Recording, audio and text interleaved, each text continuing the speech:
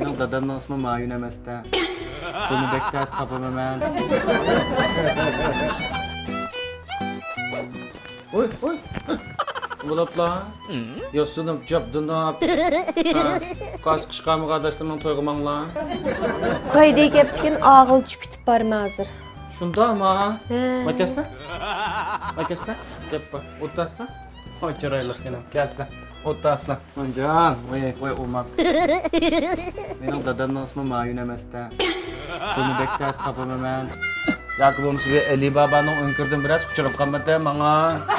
Ayam çıktı bir Ali Baba'nın küncüt işini açtısı içilip lan şey tilla çıkadigan bir küncütning ishi emas. Benim.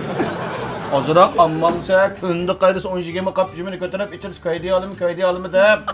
Uyning ham meni yishik bilan toshqizib olding. Elimni teksasaq fayz oladi ekan deb. Ili versin o bozordan 10 taldan 20 taldan 30 taldan hisobni sir 5-6 qo'yib bizim bo'lib ketdi bu.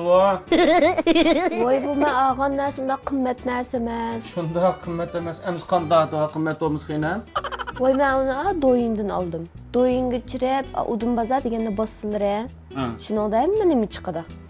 Onun eştal narsini men degan 50 necha qo'yib qoldim. Shunda azim. Na qimmat emas. Men o'shalarni kiyib olgan maykinni shu udum bazardan olgandim. Shundami? Ha? Udum bazar deb qo'yib. Unda bozorda oldirib tutqizib qo'ymasmikan xinam? Abimiz ishonmaslari udum sengijo deb bassa doyinga izlaydigan yerga chiqadi shu. Faqat bo'lmasa men shipiningga tiga ayta qilib qo'ydim. Shuni bossinlarmi chirlar? Başlama. Ha? Anda yaxshi yer oldigan bo'lsa, qachmaga chiqib keldiran ijroda. Endi o'sha binatni olib qo'yjima sen. Qimmat ya. Chiqib qilmay chiqaverma.